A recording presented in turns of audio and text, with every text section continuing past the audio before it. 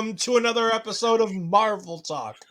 First things first, I am Ol'Ed, and I'm joined by my tag team partner, Andre, Fury Should Have Shot Rhodey, C. Before we He start, really should have. before we go ahead and start today's episode, we want to go ahead and talk about the SAG strike, the Writers Guild of America strike. Those things going on have started a conversation between Andre and myself. We have decided to continue doing our reactions to this episode and the next episode of Secret Invasion. Finish this out. There will be no Marvel talks going forward from there for the foreseeable future until we get more news about the strikes, when they might be ending, things like that. There's really no reason to support the producers and the studios who are making all of these projects. We will not be promoting Marvel in any way, shape, or form. We will not be promoting Disney or Disney Plus in this in any way, shape, or form. I think I speak for Andre wholeheartedly when I say, fuck the studios. We are totally behind the actors and the Writers Guild of America. So, just so people know, that's what's going to be happening going forward with Marvel Talk. There will be Marvel Talk episodes at some point, hopefully sooner rather than later, once the writer's strike is over. Once the strike is over, we have future plans now. We are going to do a Marvel Cinematic Rewind, and we are going to go all the way back to Iron Man, and we're going to watch all the movies and do reviews of the movies going back through the Infinity Saga. Yep. Again, that will be happening after the writer's strike has finished. And we'll address Loki when and if it comes to that in October. Hopefully by then the studios have gotten their heads out of their ass, considering apparently they're losing $600,000 a week. Yeah, I really do hope it's settled, because again, I think if it was just the writer's strike, which I was bothered by, because they're what craft some of the best stuff we do, right? Yeah. If it was just a writer's strike, I think the studios were in such a powerful position. But now with the actors joining their side, it's really apparent now that there's no actors on set to complete movies that are in production. So it's really going to fuck shit up, and I think it's going to get both the Writers Guild and the Screen Actors Guild get resolutions faster. And I really do hope and support that they do this, because again, I want to see great content. Because I don't want to see, like, don't get me wrong, I thought the AI generated intro was cool, but I don't want to see AI actors on screen. I don't want that. I want real people giving me great entertainment written by real people who are good at what they do and being compensated for what they do. Absolutely. And for anybody who wants to know more about the Writers Guild of America strike, for the SAG after strike, you can go ahead and check out Dan Murrell's video. He has a breakdown. I think it's 2 or 3 days old now as of recording, where he goes ahead and breaks down in about almost an hour-long video, I think, the entirety of the issues at hand with the Screen Actors Guild, what's going on, and where things are going to go going forward. And also, my buddy over at It's Canon Podcast, Boris, they're going into it in depth, they were talking about the writer's strike, and now I know they're going to be talking about the SAG strike. So if you want to get more content there off their podcast, check them out there. It's Canon Podcast on YouTube. Also, you got really great info on that one too. Yeah, but like I said, we just want to address that going forward, because we know a lot of reviewers and reactors are holding reactions until they find out what they can do, what they can't do. Neither Andre or I have any ambitions to be actors. We're not really worried about whether or not these reviews get us kicked out of the Screen Actors Guild in the future. So we're okay to do the next two. But at the same time, we don't want to be sitting here promoting work that's being struck. Yeah. There's a reason why the actors are on strike. We support the actors wholeheartedly. Mm-hmm. So we don't want to be doing any more than we have to. But we feel like it would be a disservice to stop the Secret Invasion reviews 2 episodes before the end. Yeah, we will finish this, but yeah, going forward, we're going to take a little bit of time off with this, but we'll come back with plenty more Yeah. if when everything's resolved. So Yeah, and be like I ready said, for that. we have plans ready to go for what Marvel Talk will be once the strike is over. Because Mm. honestly, after Secret Invasion, there is nothing to talk about until Loki, anyways. So we were already making plans about what to do in the meantime. Yeah, It's just a wait and see. And yeah, as months go on, maybe the Screen Actors Guild tells us that it's okay to do things, and we can go back and start doing the MCU and review beforehand. Again, it'll be a wait and see thing, but for right now, this episode, next week's special guest filled episode, season finale, live next Wednesday night on YouTube and Twitch. We'll be going ahead and finishing out Secret Invasion. yeah. Andre, what are your non spoiler thoughts about Secret Invasion this week?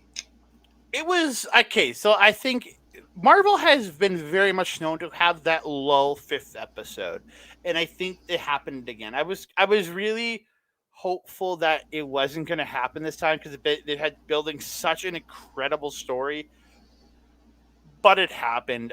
It was still a good episode. It wasn't like it was a bad episode. It just you to me it started with a good episode, then you went to a great episode, then you did to an excellent episode, then you went to an epic episode, and then you come back to good. Again, still good, just it's ranked number 5 of the 5 episodes. We were talking about this before the stream. It's number 5 for me, but it's still good. There's nothing wrong with it. It's still better than Moon Knight. I'll tell you that for sure. In my personal opinion. Astrid, go to bed. Hello. Hi, Astrid. But yeah, Um, yeah, I it was good. agree. It was a fine episode. Yeah, it's my least favorite of the episodes. It times in about 34 minutes without taking into account the recap at the beginning and the credits at the end. She's You people, right. you Yeah. people ragging on Moon Knight. Moon Knight was absolutely fantastic. But again, that's neither here nor there for Secret Invasion. Um, but no, it was an okay episode. Here's how I talk about it. There's a bunch of really good scenes in here that all are filler for next week's finale. However, unless next week's finale is an hour and a half, I don't think they have enough time to close all the storylines properly. I think I think we're getting at least 60 minutes without the credits. I really do. Okay, Um, Astrid, go sleep. Get watch the review tomorrow. and just so you know, for anybody watching us live on Twitch right now, the thing scrolling on the bottom, that's for YouTube tomorrow, just so you're aware. And for the YouTube audience, that's for you. Yeah, it's for YouTube audience. So, yeah, but yeah, again, it was a setup episode, but I don't actually think. Yeah, you're right. It didn't set up enough, in my opinion. It didn't line up certain things the right way. That I'm thinking, okay, so we still have to figure out more or less. It should have ended, I think, in a much different place.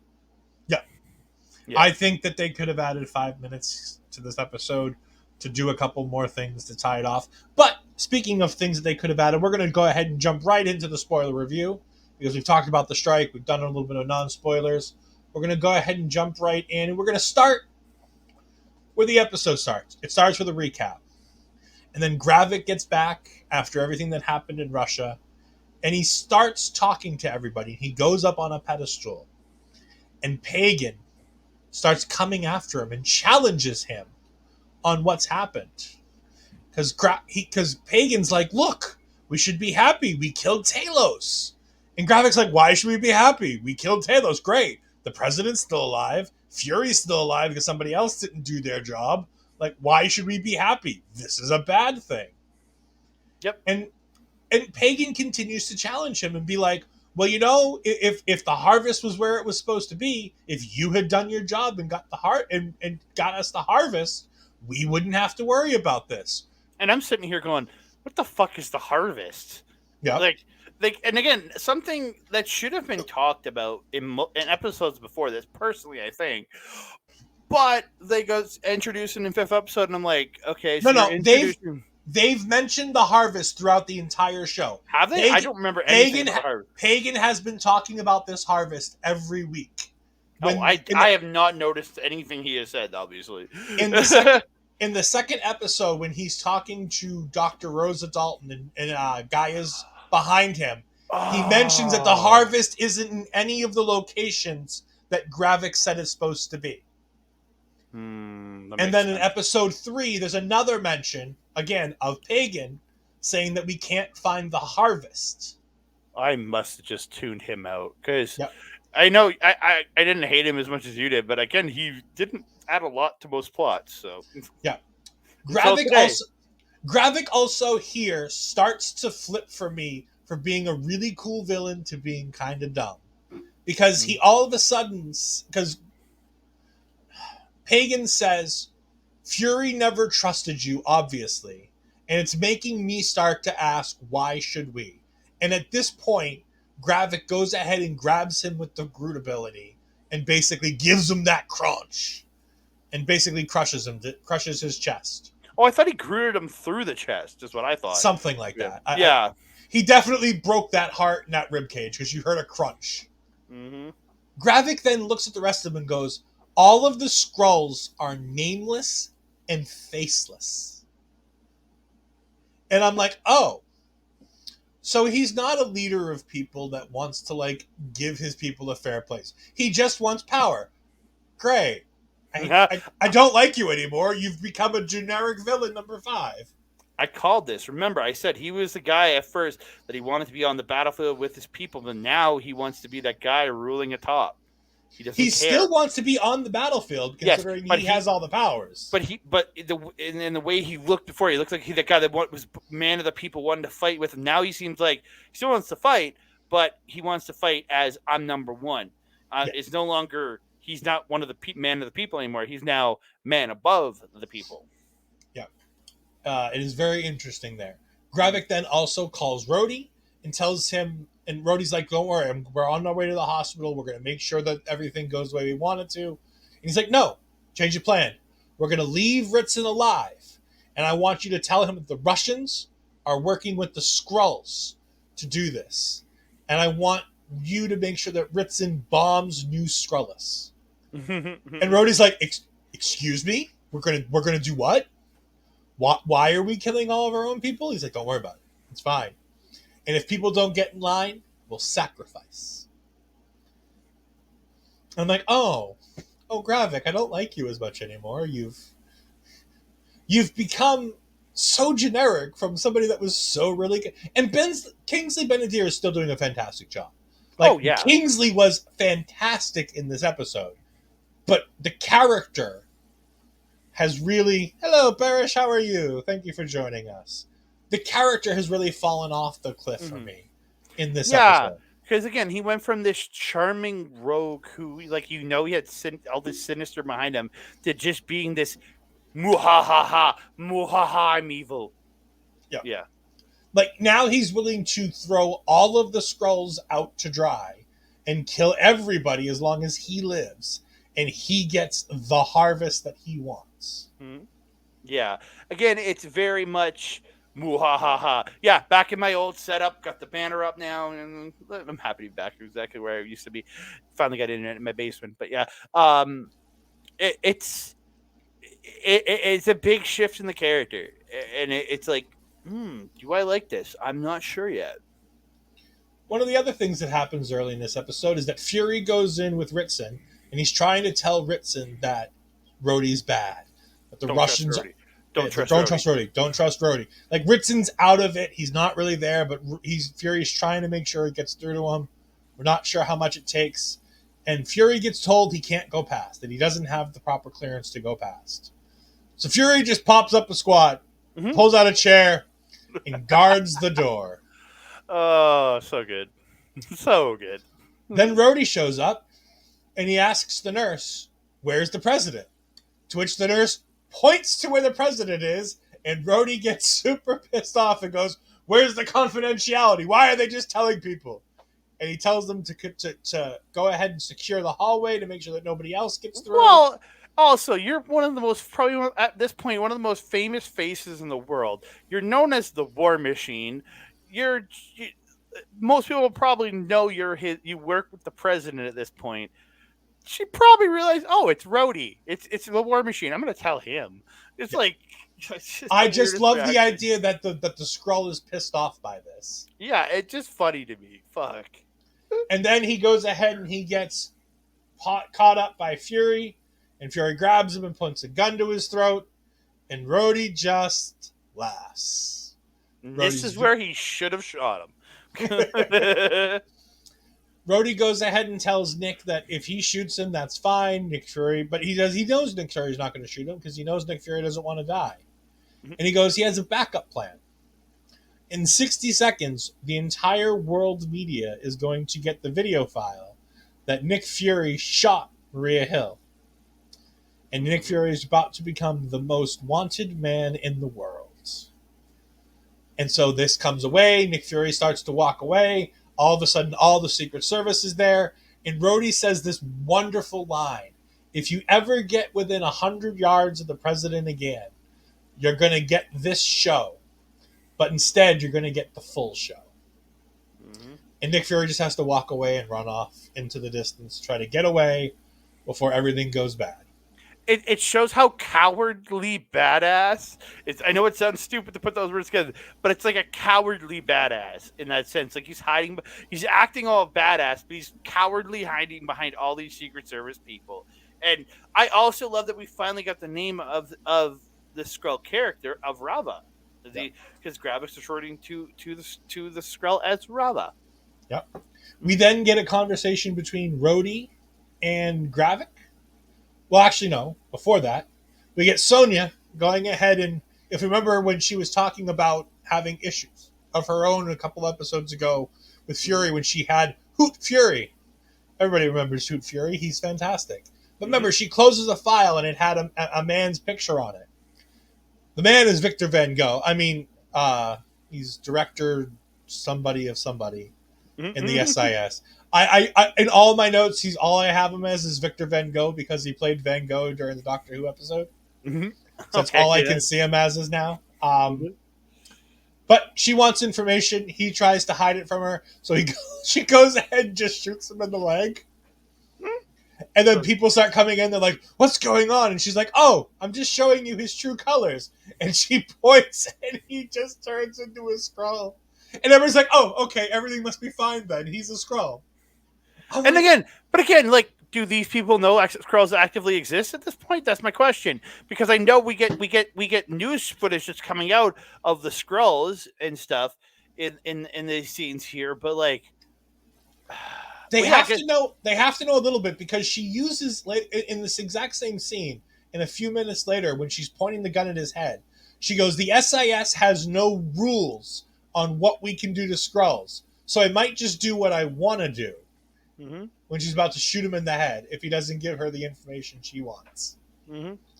So, he was this dude, Van Gogh, whatever you want to call him, was watching the news, and it did went from Fury's newsreel to them carrying the Skrull, and they literally call them Skrulls in the news. Yep. So it's out there. I think everything's out there in versions that we just don't know, which again sucks because of the jumping around of the MCU that we don't always get these little pieces that we need to know. It's why Miss Marvel was so great, because it filled in so many reasons about how everybody knows about Endgame because of Scott Lang. Yeah. And just that one line of, "Oh, Scott Lang's been on a podcast doing a tell-all of what happened during Endgame." And then in the movie, we did get his book. Yeah.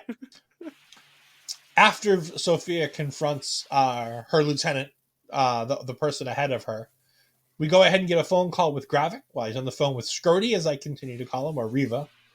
And we find out that Riva is going to make sure that the president does what they want to do, and that they're going to go ahead and make sure that the president knows that the Russians are to do with this, and that the Skrulls are working with the Russians, and they have a base in Russia, and they're going to go ahead and make sure it gets taken care of.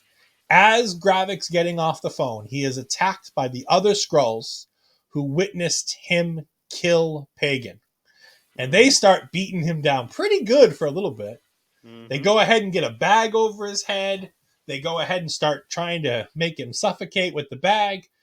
And they throw him on a table to try to pin him down so that he just dies. But now he finally transforms. We finally get Gravik the Skrull. Mm-hmm. And he goes ahead and he beats them all down. And he throws our friend, I think his name is Bentu or Bantu.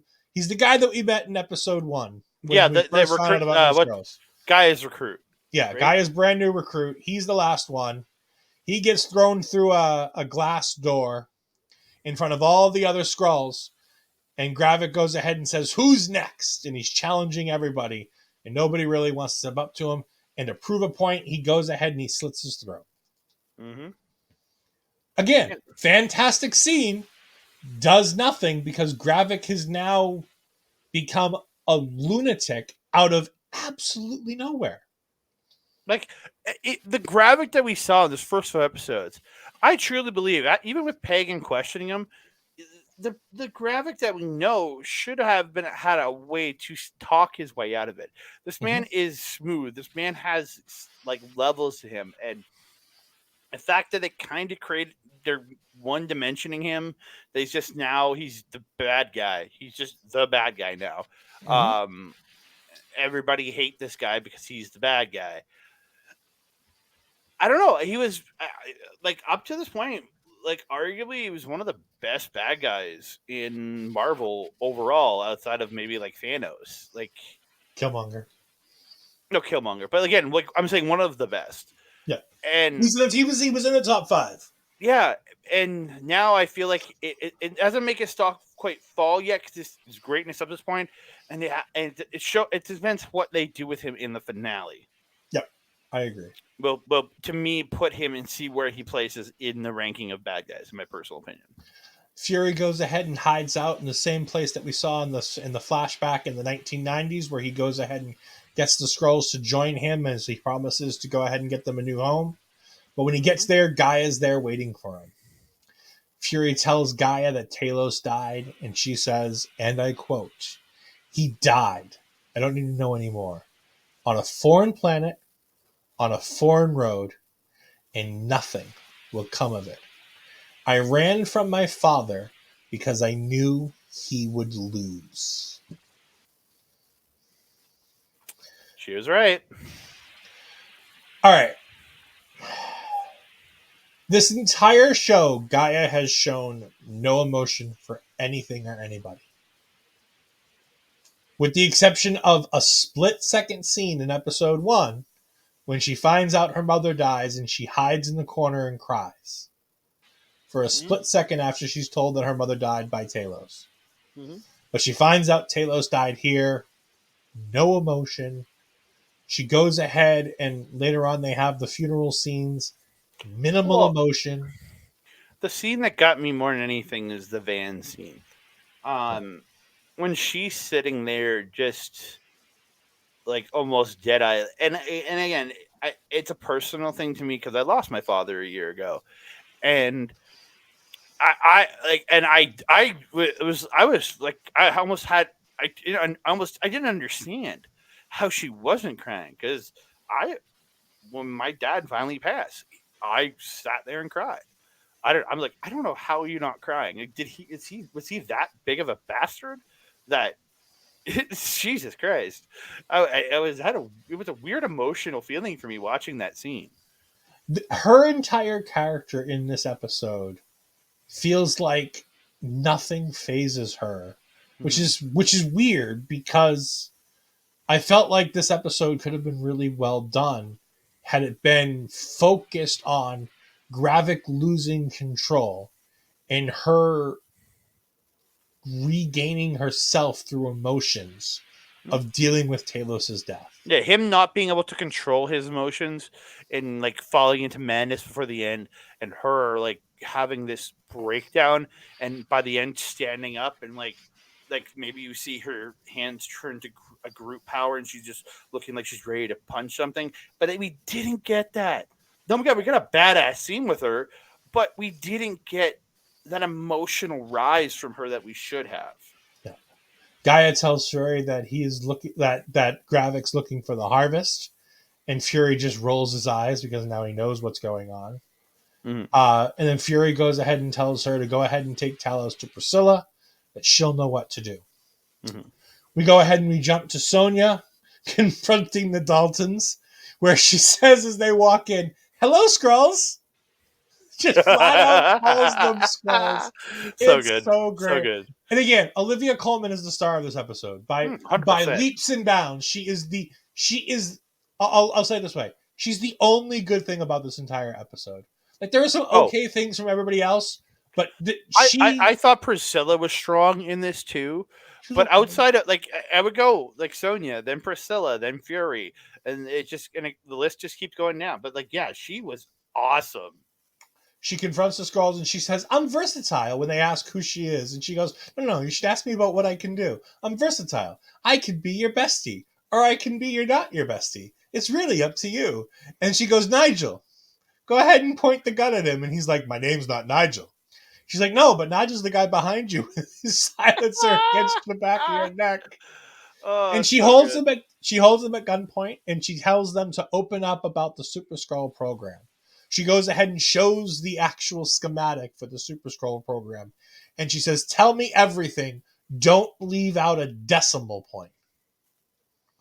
She's just fantastic. She's Oh, absolutely fantastic. she's so good, and it does, and then we doesn't she kill the dude or something, or is that a Yeah, so after we get the scene where we find out that they're going to go ahead and just open up, she says, Mhm. "Okay," and they walk outside and she burns down the laboratory.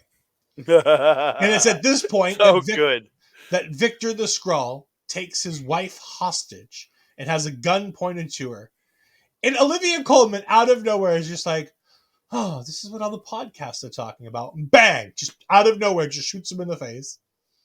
Well, she's comparing how like men treat women and how they kill them and all this stuff, Yep. like all pretty much true crime podcast, and just pops him off, and I was just like, yes.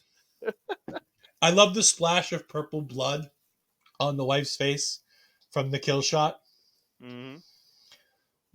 Like again, it's a great scene, but it does nothing. It tells us that now she knows about what the Super Skrull program is going on. She knows how it works, but it's a fun scene that did nothing. At the end of the day, if it was there or if it wasn't there, other than being entertaining, it wasn't necessary. Like half this episode. Yeah. Gaia shows up at Priscilla's house and she goes ahead and sneaks in because Priscilla knows that she's going to be hunted. And she goes ahead and the two ladies come face to face, gun to gun, because they're both worried about being shot. And Priscilla says, "So you're the one he sent to kill me?" And she's like, No. Fury sent me. I have Talos's body." And everything quickly changes and everything's roses and rainbows. And I really did like Priscilla here in being the emotional center that Gaia wasn't. Yep. And it's just so fucked up. She should have been showing emotion, showing, and it bothered me. It really bothered me. After we go ahead and get the two ladies standing down, we get Rhodey in the room with President Ritson now that he's awake. And he goes ahead and tells him about the Skrulls, about the Russians, and about New Skrullos. And he says that Sonya Farnsworth got us this information. She's on board. The English are on board. And once we give this to everybody else, NATO will be on board as well. The only reason the English are on board is because their prime minister's a Skrull. God damn it. Ugh. Well, and Sonya gave the information that Rhodey needed Yeah, to prove where the base was, which I it's think true. is hysterical. Oh god, I cannot wait. Because we'll get to that later. Oh Jesus. Gravik is finally back in his base. He's gotten some time to himself. And he goes ahead and calls Fury as Fury is in a car headed to somewhere. And he goes ahead and talks. And Gravik says he will call everything off if Fury just gives him the harvest. No, he's going to Finland because he does say that to Guy he's going to Finland. Yes, but we haven't got there yet. This is just him in the car on the way. We know he's driving to Finland, I guess. No, he's driving to the airplane that's going to take him to Finland. Yeah. We don't know anything about Finland just yet. Yeah. This is where this is in the next scene. Fury gets on that plane after having his discussion with Gravik. And we see Mason. And for those who don't remember who Mason is, because my buddy who I watched this episode with was like, "Huh? Who's that?" I'm like, that's the guy who gets everything for Natasha Romanoff in the Black Widow movie." Yeah, and it Yep. makes total sense that he would be a Fury contact. It makes a Absolutely. hundred It percent makes sense. it's such a great little use of this guy as just to use a guy that makes a whole lot of sense. And he's funny in here where he's like he's expecting a thank you for Fury for getting him new the airplane, and he gets nothing. And Fury's just like, "Oh, it'd be better if this were a helicarrier." Well, the helicarrier is mothballed, like you should be. Not lovely joke. Fury doesn't like it. He goes ahead and tosses Fury his new identification and everything else. He gets no thank you, and he sort of sits there waiting, like, "Come on, say thank you." Fury says nothing, and he's like, "All right, you should go ahead and take a nap. You seem a little grumpy." Fury's had a bad day, Mason. Like, come on, lay Man, off him a he, little bit. he he needs a Snickers, bro. He does need a Snickers. We then get the most emotional scene of the episode, where Priscilla is outside and they've got Talos's body all wrapped up and they've got it on a pedestal, and they go ahead and light the funeral pyre, and Gaia goes ahead and puts her mother's wedding ring on Talos's body, and she looks over at Priscilla and she says, "I don't know the words." And Priscilla says, "That's fine. I've got this." And she goes ahead and speaks in Skrull, and she goes ahead and says some kind of a prayer. And Gaia says, finally showing some emotion for her dead father, she looks at him and says, crap, I don't remember what she said. She said something about seeing him in the future. I really wish I remembered. It was a beautiful line. I had it written down, and then apparently I deleted it and put this was a sweet scene. So I Yeah, apparently we don't have it written down. Damn it. I don't have it written down, which is sad because I've written almost everything else when I took notes for this episode. Um, but it's basically that that she hopes that he goes ahead and has his what he's looking forward to now, what he's doing now. Hopefully, that's a kindness to him. It's the only emotion we get out of her really the entire episode. They go back inside and she talks. Before that, I just gonna say all I thought was, oh shit, they're burning him like Qui-Gon Jinn. That's all I could think in that scene was like, hey, that's how they burned Qui-Gon Jinn at the end of episode 1. And like, I know I'm referencing what people say hate on movie, but I love that movie. It was the first one I thought in theater, so don't give me shit for that. But I thought I just watched him like, Jesus Christ, such a nerd. I'm such a nerd. Yeah, it's a great little scene. But we move on and we get the two of them talking inside the house, and we get Gaia saying the last thing we did was I had a fight. And she's like, "It's fine. You what type of daughter says that?" And Priscilla goes, "The type of daughter that will make up for it when she sees him again." Lovely, lovely thing. They start talking about Fury in this house. And she says she bought this house not knowing if Fury would ever settle down. But she bought it with 3 things in mind. The 3 things that Fury values the most in this life. Privacy, security, and this is where Gaia says leather. And she breaks up this wonderful moment, and then Priscilla says light.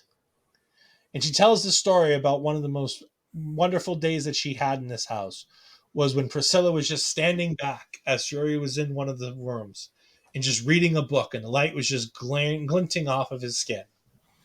And she says it made me feel so wonderful just watching him do that. And Gaia takes things a step too far when she asks, did Fury ever get lost seeing you in your true skin? Priscilla did not like that at all. She's like, that's private or something. Like she's like, that's private information or something like that. It was a great reaction in a sense. I really did like the reaction there. Yep. And then we get, as I have in my notes, the shooty bang bang scene, which was okay, but nothing special. It was fine. Again, didn't live up to a lot of the shooty bang bang that we've gotten in the past on this series. Again, the things in this episode don't live up to the episodes before it. By the way, I have looked it up on the actual episode. I have opened the episode in a tab. Gaia's words to her father are "Travel well to your beyond, father." But again, still not enough emotion, in my personal opinion, for losing your father. I agree, but at least it was some emotion, which is better than half the stuff that we've seen with her. And again, it's not like we have a bad actress who's doing a bad job. This is, for the first time in this episode, in this series, poor writing. Yeah. We lay this square at the feet of Brad Winterbaum, I believe is his name. The guy who we were praising last week for doing such a good job with the writing. This is the first time where this episode in its entirety, I think he did there's a bit of a piss poor job done with Gaia's character throughout the entire episode when it comes to the writing. Mm-hmm. Because you have Amelia Clark. There's no way the actress makes these choices to do the things that she did. These are obviously choices that were made within writing and directing. I don't know. She was pretty terrible in Game of Thrones, so Take that back. Khaleesi was never. delightful. I hate that show. Ugh. We continue moving on to where Fury is trying to pass a border crossing, where he goes ahead and gives himself whiteface.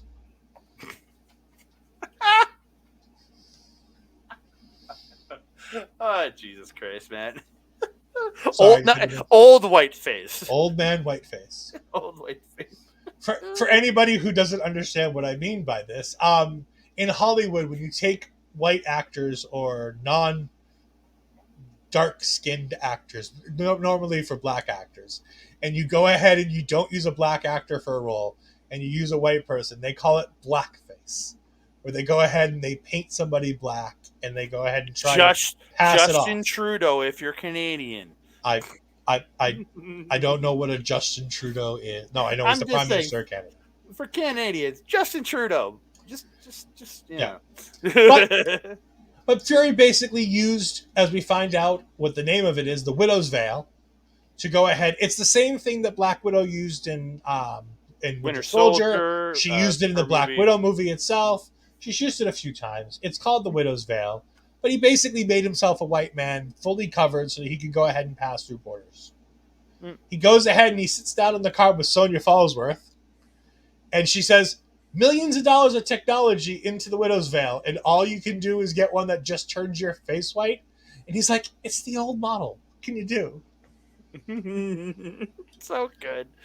We then get Andre's favorite thing about this episode when it comes to Sonya Fallsworth. Sonya Fallsworth likes rap music. All of a sudden, the beat just drops on the music in the car, and Fury looks at her and goes, we're really doing this, huh? And she goes, yeah, we're doing this. Yep. I really enjoyed that. I really did. I was just like, you don't expect this lady to be listening to be bumping rap music in your car. Like, yeah, the rest of this episode is just Fury and Sonya. The entirety of this episode is just Fury and Sonya. And I think this is the strongest part of the episode, in my personal opinion, is just these two. I agree. Other than Sonya's scenes, which have been great.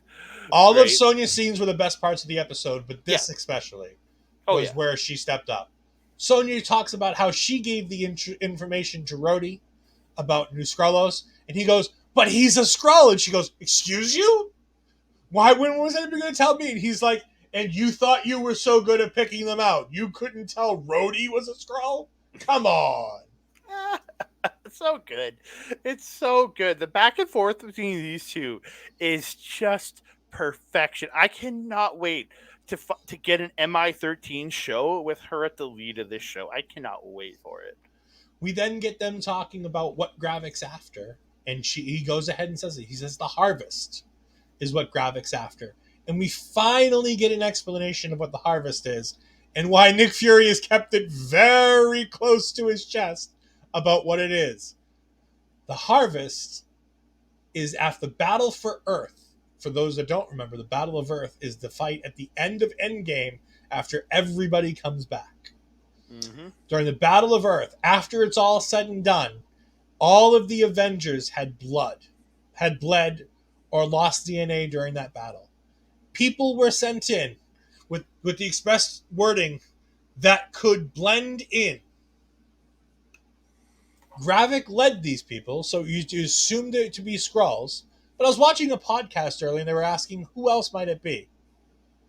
What if this was a way to drop in a reference to the Invisible Woman, Sue Storm? Somebody who could blend in and get the DNA without nobody noticing. Miles Morales. I think people would notice Miles. No, because he has the ability to go invisible. It's one of his spider. It's one of his spider's ability. It's one of his hunter spider abilities. Yes, but we haven't got that even in the Sony universe, let alone in the name. The closest we've gotten to Miles being in the MCU is his cousin saying, "I have a cousin named Miles," No, his uncle. and It's his uncle. Yeah. his uncle saying, I have a nephew named Miles," and then we get Jamie Foxx saying to Andrew Garfield, "Man, I thought you'd be black." To which Andrew Garfield says, "Oh man, I'm sorry." And he's like, "Well, there's got to be a black Spider-Man somewhere." Okay, I get it, but again, I know it's not loud. But I'm just trying to think of superpowered individuals that turn invisible, other than the Invisible Woman. Yeah, I was gonna say the only person I can think of is the Invisible Woman. Morph, but again, we haven't gotten into the X-Men yet, so that seems unlikely. We know the Fantastic Four are coming, so like at a wildest stretch, I say the Invisible Woman just to be like, we know they're coming. We've seen Reed Richards already in a different universe, so we know that Sue Storm exists. Mm-hmm. But yeah, the harvest is all of the collected DNA and blood of all of the Avengers. All of them. The last thing you want a Skrull to get a hold of trying to become a Super Skrull is the DNA of all of the Avengers. Including Captain Marvel, who technically is the strongest. Yes. Including Carol Danvers. By the way, I don't remember when Carol Danvers bled during the Battle of Earth, but that's fine. He did say leave DNA. Could have been a hair strand. Could have been something. Like it could have been anything. We go ahead and we get to the gravesite. And Fury goes ahead and he has a I just realized we've missed a bunch of the picture references that we had for the rest of the show as we've just been chit-chatting here. That's fine. We go ahead and see Fury's gravestone here in Finland. It's just off the it's 294 miles from the Russian border in Finland. Where you see this one with the quote, "Greater love hath no man than this, that a man lay down his life for his friends." Fantastic quote. Beautiful. He goes ahead and blows on an icon on this gravestone, and the top of it pops up, and he pulls out this green tube, which is the harvest. Mm-hmm. So that's every single person's DNA in that one little vial, eh? I mean, it wouldn't need a whole lot, just a little bit from everybody, you know? Just a pinch will do you. A little bit of here, a little bit of Thor, a little bit of Hulk, a little bit of Ant-Man, a little bit of Hank Pym, a little bit of this, a little bit of that. But the blood is hidden in his grave and is unlocked with his breath. And then Sonya asks the question that everybody's been asking multiple times, and Fury finally gives a real answer. She asks, "Why haven't you called your friends?" Fury, why haven't you called any of your special friends down? This is personal. We can't keep depending on these superheroes to swoop in and save our asses. I love it. I love that simple explanation. Like, I get it. These are supposed to be shows about superheroes. Yeah. I understand that. But the idea that somebody in the universe is like, can we do something without a superhero saving us? For once, can some real people do something? Yeah, it's true. There is those questions. Is like, why do we have military? Why do we have police when we're just expecting superheroes to save us? I get that, but again, it's a superhero world, so that's why they keep coming in and saving us.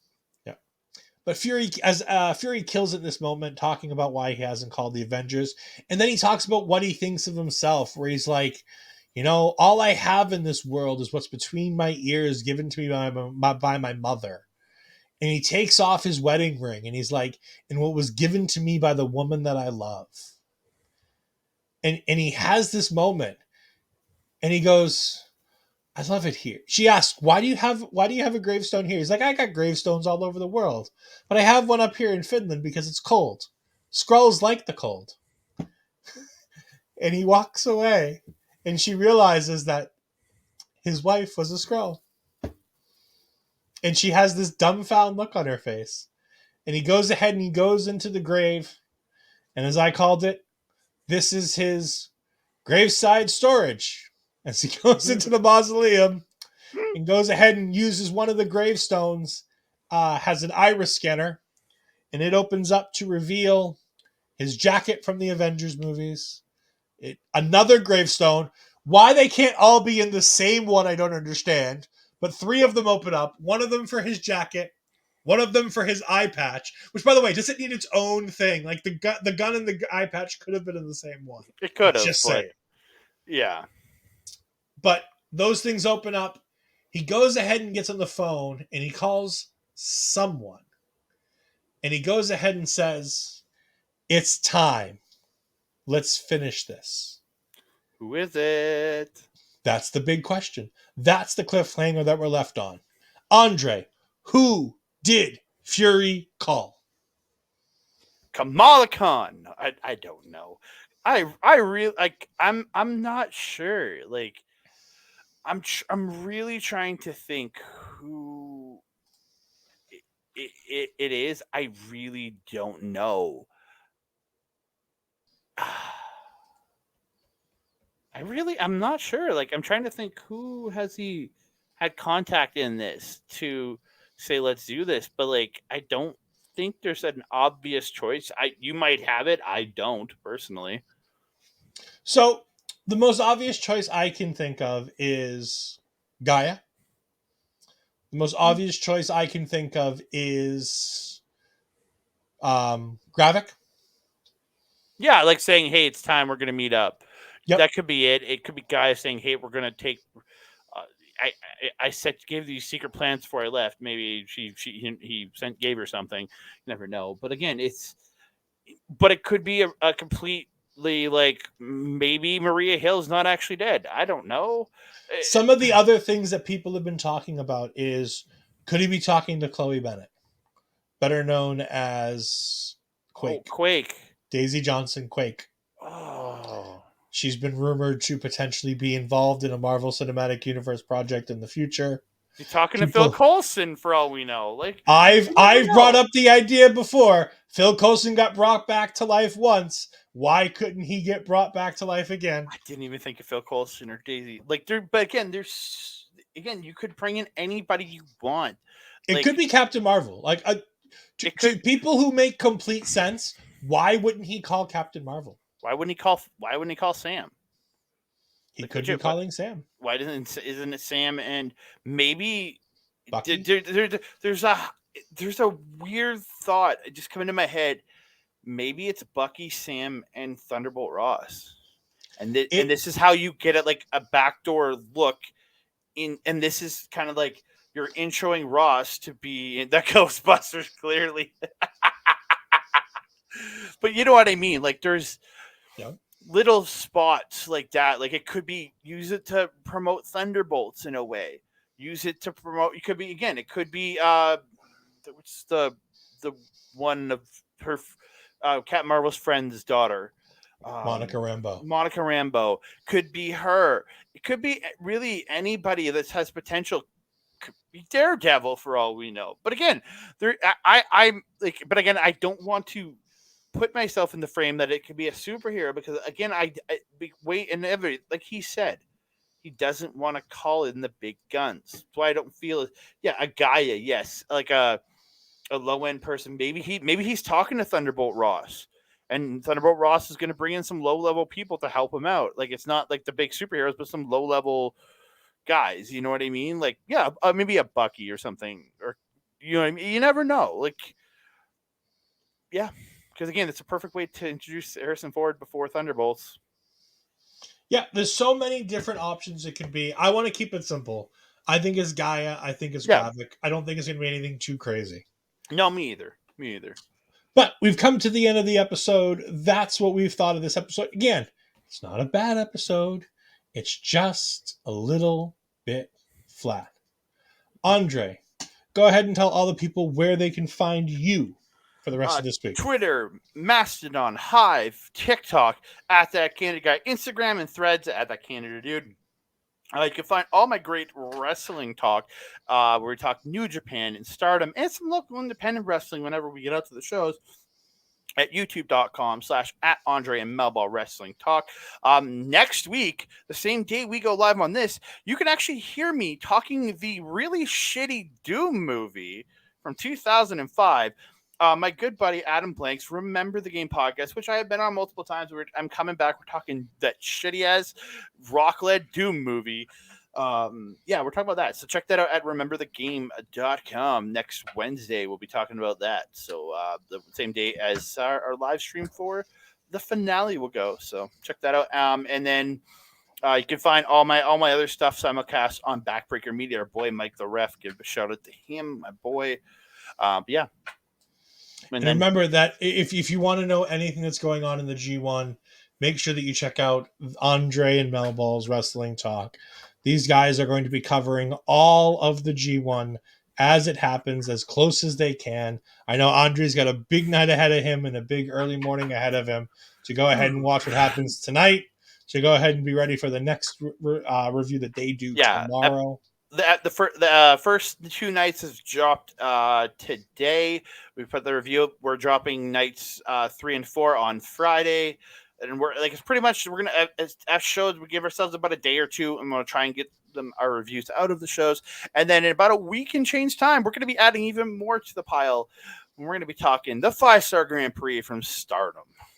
You can also find me on the Twitter at edfries12584. I don't need no blue sky. I don't need no threads. I got nice clothes as it is. You can find me on the Twitch at edfries2002, where I do all of my gaming content, whether it be WWE 2K23, whether it be DC Dual Force, whether it be Midnight Suns, whether it be Marvel Snap, all kinds of fun stuff you can catch there. Also, speaking of places that you can catch me this week, me and Asher just did a wonderful thing with A Moment with Joshua Joseph. Joshua Joseph is a wonderful friend of the channel. He goes ahead and has his own podcast where he interviews people. He's interviewed Raven. He's interviewed Parrish. He's interviewed Bobby Munson. He's interviewed Buff the Bagwell. And now he's had his biggest interview with me and Astrid. So you can go ahead and scan this QR code right here to go ahead and check that out. And Sunday, Raven to Parrish. That was an interesting jump. Well, one of them can wrestle and then the other one's Parrish. I'm